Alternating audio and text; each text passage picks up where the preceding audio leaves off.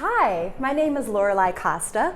I am the Executive Director and CEO of the Suffolk Center for Cultural Arts, and I'm here with David Love from Davenport, and we would like to welcome you to On the Cusp of Change.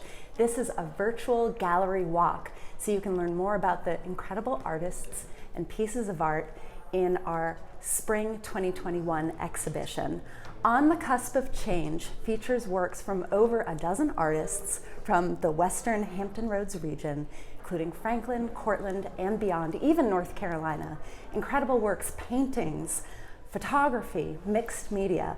We're so excited for you to come to the galleries and see these pieces, but this virtual walk will give you more background about the artists, their methods, and what has inspired them. So we invite you to the Cultural Center to come take a look at these pieces. We invite you to come to our Jester's Gallery shop to see even more works by some of these same artists. And I'd like to introduce David Love to talk a little bit more about what's inspired him to be our exhibition sponsor. And thank you so much, David, for being our season sponsor of our galleries. Thank you, Laurel. I appreciate it. I am David Love, and Davenport is proud to sponsor the galleries here at the Suffolk Center. We've been doing this for several years now and have really enjoyed the many incredible works that the artists from different areas come to present. And certainly this is no exception. The Cusp of Change is being featured by the Blackwater Artist League. And I believe there's over 14 artists, 63 pieces of art from folks from in Southampton County, Isle of Wight County, and into North Carolina. So it's quite an exhibition. We welcome you all to come out, and I will now turn it over to Rick and Rachel to give you the tour. Thank you, David, and welcome to the virtual opening of the Blackwater Artist League exhibition On the Cusp of Change here at the Suffolk Center. We are happy to have this exhibition with us this year because of the fact it provides a wealth of opportunity to see various medium of work. The Blackwater Artist League is an organization of individuals, and the only criteria for membership is to love art. It started out as a group of watercolorists, but it has grown into individuals who paint, draw, and now even do cold wax. Many of them are plein air artists who like to paint on the outdoors as well. And Rachel, my colleague, had the opportunity to actually interview many of the artists in the exhibition. Yes, and a lot of the artists from the Blackwater Artist League are from Franklin, Carrollton, Suffolk, a regional sort of club that meets next to the Rawls Museum in Courtland. So our first artist is Bill Billings. He's a photographer from Franklin. And this is actually the Hermitage Museum latch. So during his interview, Bill Billings was saying that he went to the Hermitage Museum and he looked at all the artwork, but what really caught his attention was this hand-forged latch that was on the back door of the museum. So that was kind of funny. And he has some other photographs with us. If you look over here, he has these lovely black and white photographs of peanut shocks drying. Those are reflected in the titles: Elijah's Shocks, Bountiful Harvest, and Solar Drying. He said that Suffolk was a peanut country, so he really wanted to have that regional flavor. And I really like these photographs because as a young kid, I worked in the peanut fields for my family. And it was quite interesting to see how they collect and harvest the peanuts. And I guess that's why we're the world's largest peanut market. But one other thing about the Blackwater Artist exhibition and the Blackwater Artist League is that they collect dues, but the dues are used to donate to various art groups, particularly for children. Yeah, and they have classes there sometimes. Sometimes they're working just in the studio by themselves. But these watercolors are by Barbara Walters. The Barbara Walters? The Barbara Walters, the founder of the Roanoke, I think. The Roanoke Fine Arts Club. She's been painting for over 40 years, and she's known for watercolors, but she works in cold wax as well. So as we look at her various entries here, we'll see that she starts out with a watercolor that's very realistic, and then ties into the one entitled Two Kids. Two Kids is one that she was telling me a little bit about when she dropped off her work. So the idea was she went to the Florida State Fair because she exhibits in Virginia, North Carolina, and Florida. So she was in Florida for this. She took the photo of the kids that were exhibiting their their animals for the fair. And she took this photo of the little girl and the pygmy goat, and she just thought it was so endearing that she decided to make a painting dedicated to it. Absolutely. And as we move further, we can see that she has mixed media here. Yeah. And it's a very beautiful collection. It's on a very thin piece of paper, but the colors are magnificent. Yeah, this is an example of her more abstract work. It's entitled Wildfires. You can see the orange tones are somewhat reminiscent of wildfire. Very interesting work. She also has cold wax. She's a master of many media, clearly. So, Rick, can you tell us a little bit about oil and cold wax since you've worked with this media? Yes, a lot of times we'll hear the phrase cold wax, and that's basically taking beeswax and mixing it with equal parts of oil paint. And then that's used as the medium to create the work of art. It's very interesting to work with because you're not always sure what the colors will be, if they'll be as vibrant as you would like for them to be. And cold wax painting is not to be confused with encaustic painting. Encaustic is where you actually take a pigment stick and apply heat to it to actually melt it or to produce the medium. Very interesting. I understand that you have to sort of surrender to this media and just kind of let it do what it's going to do. A lot of our artists in the show have used cold wax and oil to make their pieces, but all the pieces look so different from each other. Very different. They also have different dimension. A lot of times, like I said, you don't really know what the color is going to be, but here you look like you're kind of going into an orb. Yeah. And it depends on how you look at it. Oh, into Makes the light. sense. There you have it. Absolutely. And look at this chipper creature, this little fish. Little goldfish. This is another Barbara Walters. Clearly, she is mixing the representational with her mastery of abstract in the background. Very interesting. And another media that we have in the show is pastel. This is a pastel drawing by Sylvia Lieberman, and it is called Copper Reflections, as the oranges are being reflected in that copper jar. That involves a lot of layering to get that effect. We also have these two more wild side looking works from Becky Byers. The very detailed tiger, you can actually see each individual whisker created with pastels, as well as just swinging this cute little bird here. You got a nice pastel texture going on, and these are under glass so that the pastel doesn't smear or anything like that. I mean, this is incredible because, like you said, it's just like very, very finest thin line, but it has such definition and brings such character to the tiger itself. And I'm sure he is indeed enjoying that refreshing drink of water. Most definitely. All right, moving on to our next artist is Sandy Lupton. Can you tell us a little bit about Sandy? Yeah, she is a mixed media and jewelry artist, as a matter of fact, and she's from Courtland. She teaches workshops and has shown her art in local and regional galleries, including 2 one-person shows. Her work has also been featured in several national magazines and books. And to find out more about her work, go to sandylupton.com.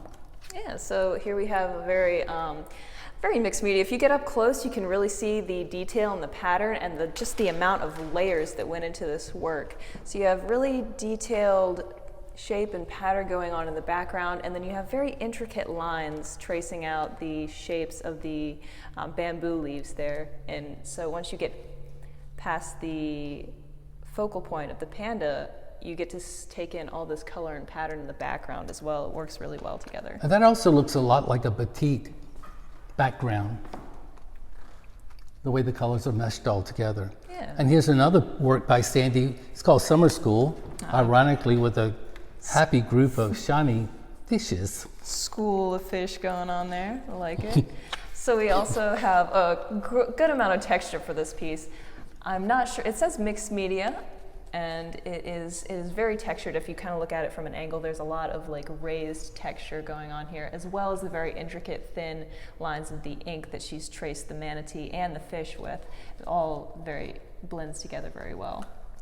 Our next artist is from Franklin, Russell Schools, and he's an oil painter, but he likes to paint the images that you see here from actual photographs that he's taken.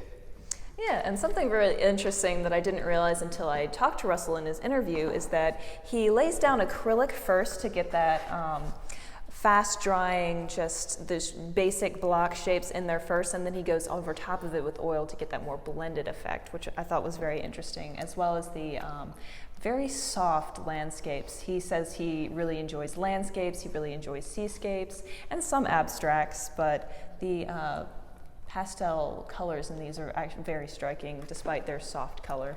Well, the beauty of this is that you can actually look at these and think you could be just about any place in the world. Yeah. But the colors work so nicely together. A little bit of a atmospheric perspective going on there where it's Absolutely. a little hazy. Yeah, and the soft colors are just quite amazing, particularly in this one, which is called the barn window. You could actually see yourself looking out the window and seeing that full moon. So next we have another pastel by Becky Byers. It's an old truck here called Old Blue. A lot of detail going on there in the trees in the background. And Sylvia Liverman also does pastel, but she also does oil. Yeah. She used to teach business courses at Paul de Camp Community College, but after she retired, she enrolled in the fine arts program at Chevron University, and she graduated in 2003. So after that, she uses pastels, and you can see she has a very good use of light and shadow here. So you really get a sense of the depth of the deer in the distance, as well as that dappled sunlight coming through the trees and the shadows.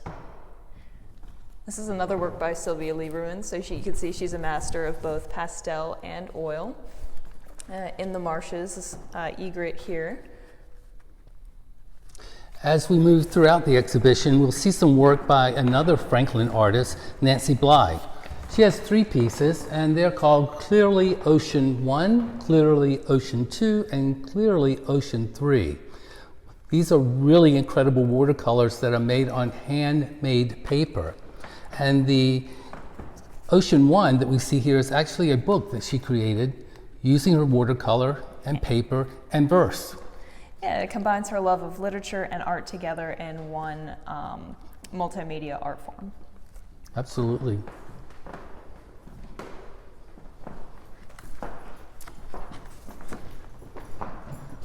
Again, Sylvia Liverman. This is an oil that you just feel like you're walking behind this couple at the beach. You see the sun setting, or maybe the sun's rising. It could be either way, but the use of colors and textures is just absolutely incredible. And this is called Sunset View. She pursued continuing progress as an artist in the watercolor and pastel mediums, and has been very enjoyable in learning how to use those mediums to create the images. She said that she's learned more about herself and what inspires her about the creative process through her work. Yeah, and for this one she uses very bold color, very saturated color, very bright blues, greens, and reds.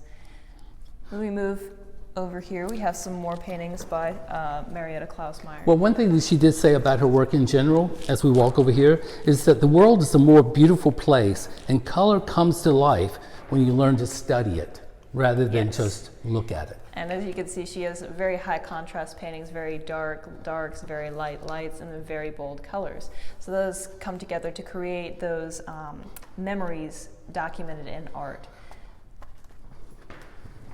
Same thing with her painting Waterside, Williamsburg, and Dog at Duck. If you look closely, you can actually see the little dog running down the beach in the bottom left of this painting.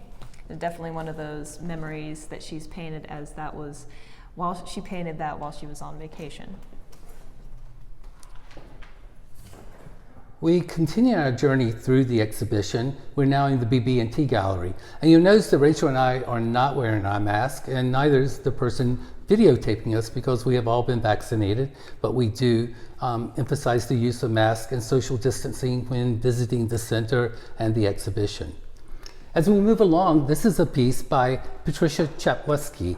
It's oil and cold wax, and we talked about the oil and cold wax technique, yes, but she's added some interesting complements to her work. Some additions. We've got some fiber textures going on here, as well as some maybe glass that goes through that rhythm in the painting.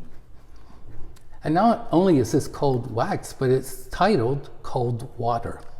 And you can actually feel the coldness of the water by the colors of the blue and aqua. Here's another piece by her as well, which is called A Lost Continent. And again, she's added some elements that are really Yeah. striking and interesting. For this one, you almost get the sense of like a Pangea, like lost continent feeling. You also have the glass going throughout, as well as some smaller pieces of glass and rock that have been painted and added to give it an added texture on top of that cold wax technique. Yeah, again, I think it's just a beautiful use of color, because again, you don't really know if your color is going to come out to be in this color or this hue. Just have to go with the medium. All right, so here we have two more of Patricia's works. We have Resolute and Forest Canopy, also oil and cold wax. This one we have very bold, brilliant colors, bold lines, very resolute, and then Forest Canopy, a little bit of a softer texture, wouldn't you say? It is, it's much softer. We still have that brilliant color though, so you can definitely tell that the same artist has created these two works. I have to say, each time I look at this, I see something a little bit different than the time before. Really? Yeah. Yes.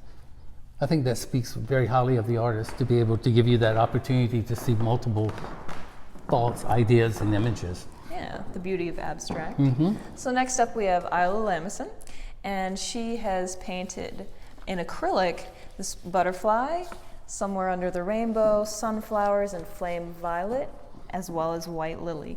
And all of these are very spring-like, wouldn't you say? They're very light. Absolutely, absolutely. And the title of the exhibition is On the Cusp of Change. Spring is leaving us and summer is quickly coming in. So that's quite a bit of change. She says she loves the challenge and reward of just capturing her surroundings in acrylic paint.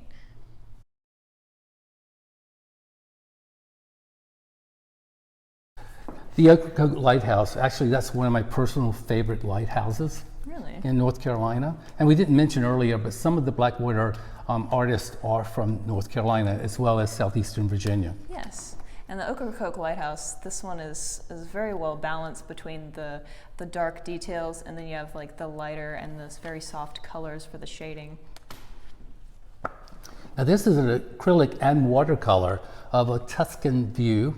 Yes, this is by Irene Field, and this is actually her only acrylic and watercolor in the show. The rest of her works are just plain watercolor by themselves. And this is a sort of documentation painting, so she paints places that she's actually been to, save for one painting, but we'll get to that one later. Sure. Now here we have a collection of watercolor by Priscilla Jones. Sorry, I forgot this one. It's like, okay, we're just going over there. Okay. Sheltering in the Snow. The pastel, the nature of pastels is very light and very soft, and that really lends itself to the snowflakes in this one. As you can see, you get very, very soft details there with the snow. Okay, the next collection we have is by Priscilla Jones. As a matter of fact, she began painting in 1991 with some encouragement from her friends. She likes to do things that are in nature, things that are real, and she began to take classes at TCC and workshops that she knew to take from artists within the area.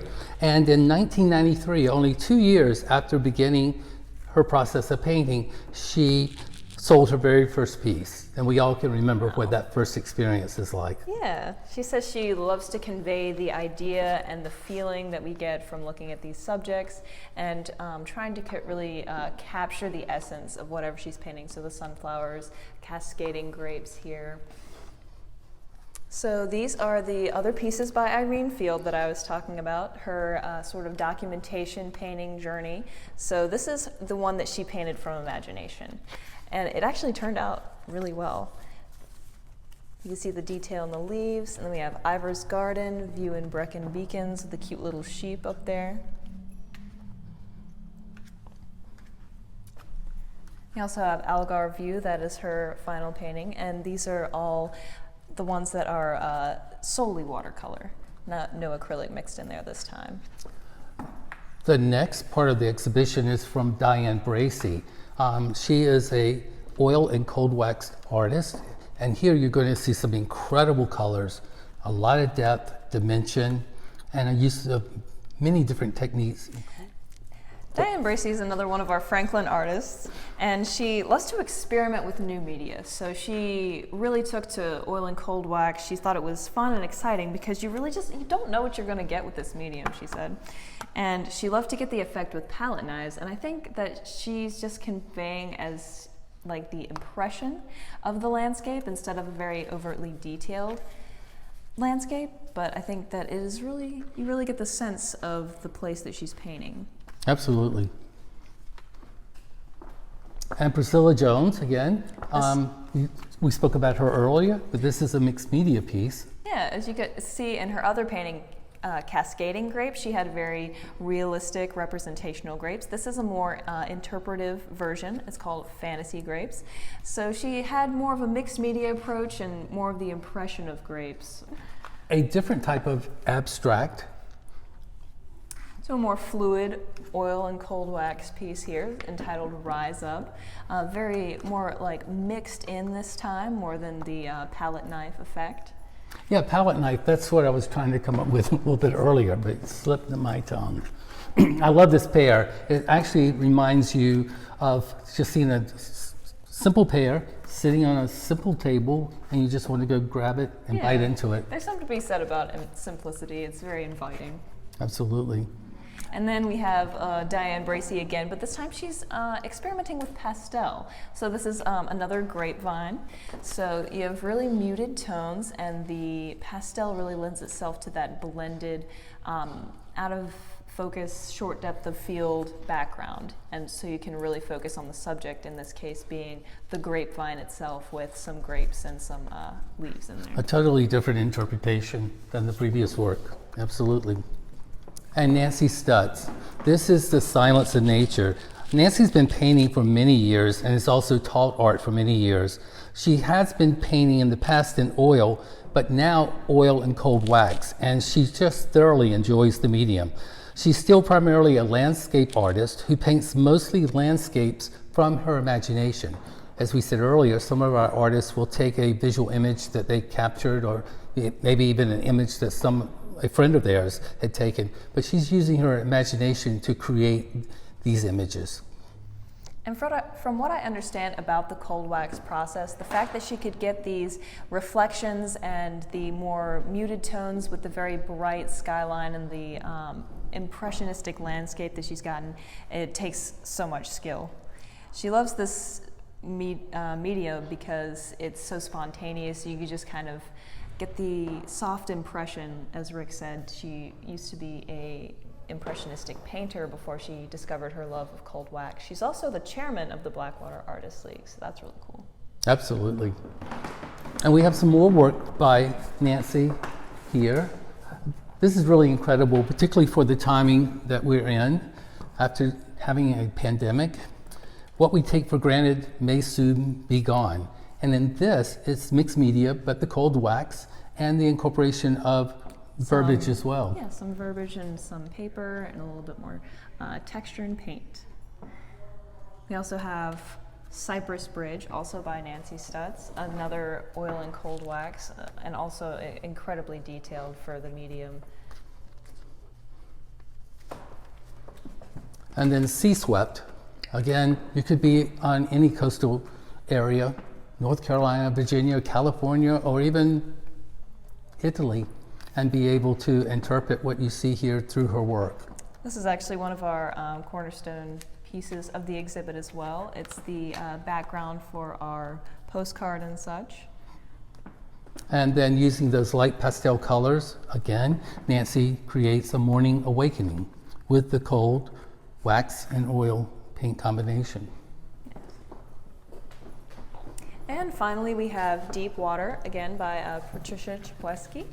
You can see her very distinctive style of the bold color and use of oil and cold wax medium. Okay, Rachel, this has been a lot of fun. Yeah. We got an opportunity to see a lot of work by some very interesting individuals. Thank you for all joining us on our tour. Absolutely. And we invite you to come in person to the Suffolk Center for the exhibition of On the Cusp of Change, Blackwater Artist League, from May 13th through June 25th. We're open on Tuesday through Saturday from 11 a.m. to 4 p.m. in the galleries, and we invite you to come and have the fun that Rachel and I had this afternoon sharing this information with you. Hi everyone, welcome to On the Cusp of Change, the exhibit with the Blackwater Artist League. And we have artists here from all over Western Tidewater and from North Carolina. So we have a variety of work in a variety of medias. We have photography, watercolor, painting, cold wax, all kinds of things, and we're so happy to have this group here. It's the first time they've shown here at the Suffolk Center. I'm Pat Eelman, and this is Sandy Waters. We're co-managers for the galleries and the exhibits here. I'd also like to thank you for joining us this evening. I want to also thank Pat, because this is her final exhibit with us. She's retiring at the end of June, so thank you so much for your years of service. Yeah. We really appreciate it. And I also want to announce that we have been selected as the Coastal Virginia Magazine's gallery, the gold medal winner this year, and we're extremely excited about that honor and deeply humbled by it. And so we really encourage you to come out and see this exhibit in our great facilities. So we hope to see you soon. Wear your mask.